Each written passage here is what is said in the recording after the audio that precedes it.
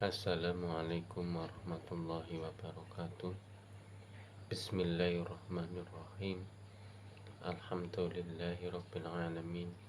Assalatu wassalamu ala sayyidina Muhammadin wa ala alihi wa sahbihi ajmain, amma ba'du.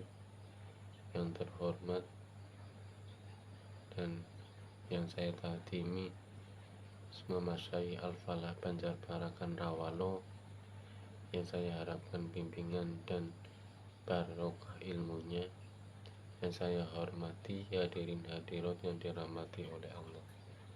Pertama-tama marilah kita panjatkan puja dan puji syukur kehadirat Allah Subhanahu wa taala yang memberikan kita kesehatan jasmani rohani sehingga kita masih bisa melakukan berpuasa di bulan suci Ramadan ini, dan masih memberikan kita inayah dan hidayah sehingga kita masih melakukan kegiatan-kegiatan untuk mengisi bulan Ramadan ini.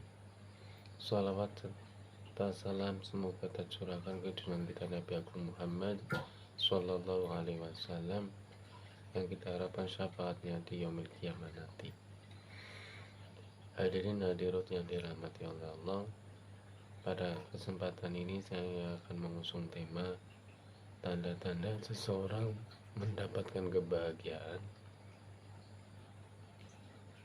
Di dalam kitab Nashihul Ibad karya Syekh Nawawi Al-Bantani disebutkan wa alamatus sa'adati arba'atun dzikru dzunubi al-maliyah wa nisyanul hasanati al-manbiyah wa nadhuruhu ila man fawqahu fiddin wa nadhuruhu ila man dunahu fid dunya. Tanda-tanda seseorang mendapatkan kebahagiaan yang pertama yaitu mengingat dosa masa lalu dan cara kita menyesali dosa tersebut dan tidak akan mengulanginya kembali, dan memperbanyak minta ampunan dan membaca istighfar pada Allah Subhanahu wa taala.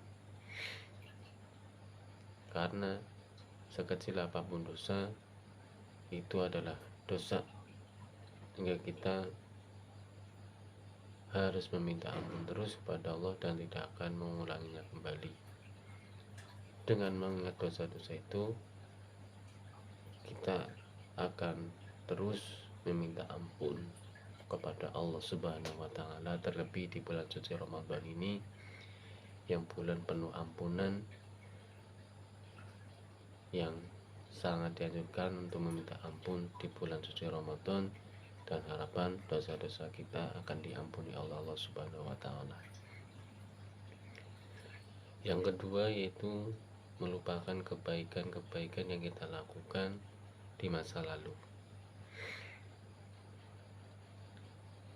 agar kita tidak timbul rasa ria, seakan-akan kita tidak pernah melakukan kebaikan tersebut. Jika nanti kita akan mengingat-ingat terus kebaikan yang sudah kita lakukan, nanti akan timbul ria, ujub, dan sombong. Maka dari itu kita harus melupakan semua kebaikan yang kita lakukan di masa lalu. Adapun tanda yang ketiga yaitu wanadharuhu ila man fawqahu fiddin, memandang seseorang lebih tinggi dari segi ilmu agamanya, sehingga kita akan termotivasi untuk terus belajar ilmu agama, dan kita tidak merasa lebih tinggi dari yang lain, dan kita tidak merasa sombong karena kita juga masih banyak kekurangan dari segi ilmu agamanya. Oleh karena itu kita harus terus menuntut ilmu dan memperdalam kajian-kajian ilmu agama. sehingga memandang orang lebih tinggi dari segi agama itu sangat baik dan menjadi tanda seorang mendapatkan kebahagiaan, agar kita tidak timbul rasa sombong dan ujub. Adapun tanda yang keempat, yaitu memandang seseorang lebih rendah dari segi dunianya, sehingga kita akan timbul rasa syukur terhadap Allah Subhanahu wa taala, rasa bersyukur kepada Allah Subhanahu wa taala atas nikmat yang kita terima seberapapun itu. Karena dengan bersyukur nantinya juga kita akan ditambahi nikmat oleh Allah sesuai firman Allah, la in syakartum la azidannakum wa la in kafartum inna adzabi lasyadid. Oleh karena itu, dari segi dunia kita anggap kita sudah cukup, tidak selalu merasa kekurangan, karena dengan merasa cukup atau husnudzon kepada Allah, nantinya kita akan dicukupi oleh Allah Subhanahu wa taala. Semoga kita di bulan suci Ramadan ini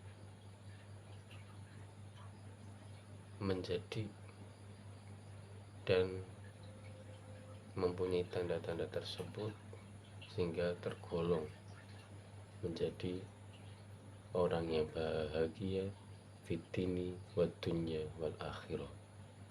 Sekian dari saya, mohon maaf atas segala kekurangan, ambil sisi positifnya dan